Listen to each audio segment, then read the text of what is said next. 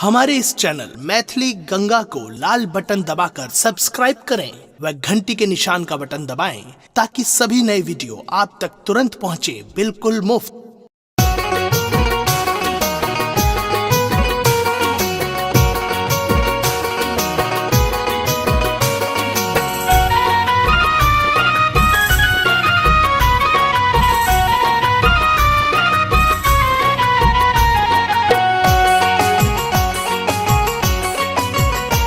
अपने सुन रहल छी गंगा कैसेट के प्रस्तुति।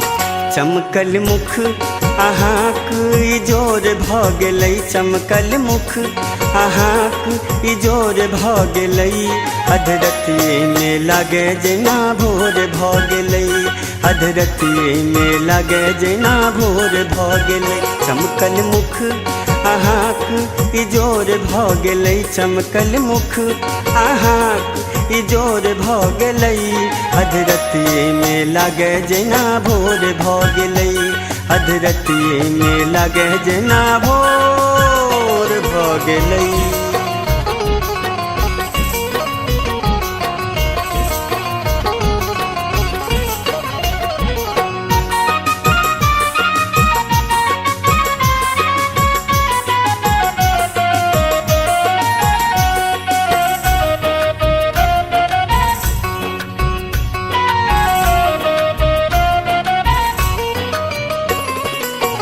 काजर बुझी हमरा नैन में बसा लिया, काजर बुझी हमरा नैन में बसा लिया, है काजर बुझी हमरा नैन में बसा लिया, काजर बुझी हमरा नैन में बसा लिया, काजर बुझी हमरा नैन में बसा लिया।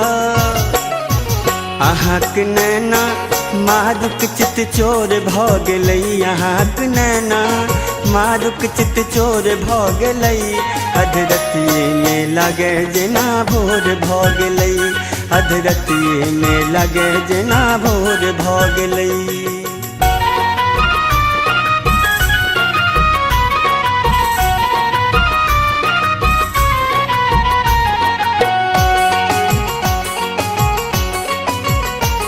अपने सुन रहल छी गंगा कैसेट के प्रस्तुति। कुछ रही कौआ रही रही मोर अंगना, कुछ रही कौआ रही रही मोर अंगना,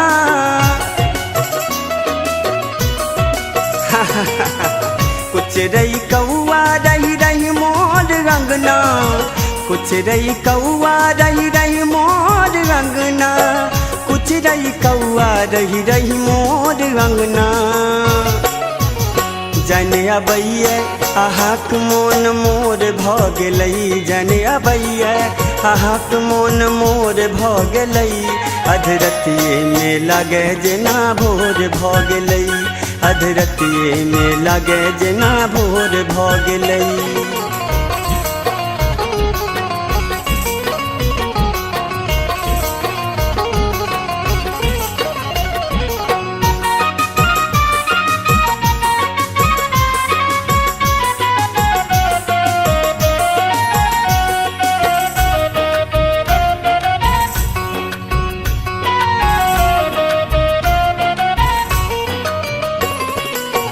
नैनक इशारा दैया प्रेमक निमंत्रण, नैनक इशारा दैया प्रेमक निमंत्रण,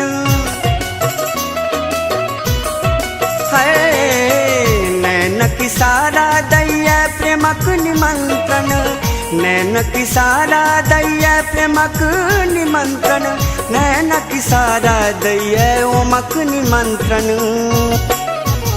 अब तलाज कठुआ का बंद ठोर भऽ गेलै, अब तलाज कठुआ का बंद ठोर भऽ गेलै, अधरतिये में लागे जेना भोर भऽ गेलै, अधरतिये में लागे जेना भोर भऽ गेलै। चमकल मुख अहाँक इजोर भऽ गेलै, चमकल मुख अहाँक इजोर भऽ गेलै, अधरतिये में लागे जेना भोर भऽ गेलै, अधरतिये में लागे जेना भोर भऽ गेलै। हमारे इस चैनल मैथिली गंगा को लाल बटन दबाकर सब्सक्राइब करें व घंटी के निशान का बटन दबाएं ताकि सभी नए वीडियो आप तक तुरंत पहुंचे बिल्कुल मुफ्त।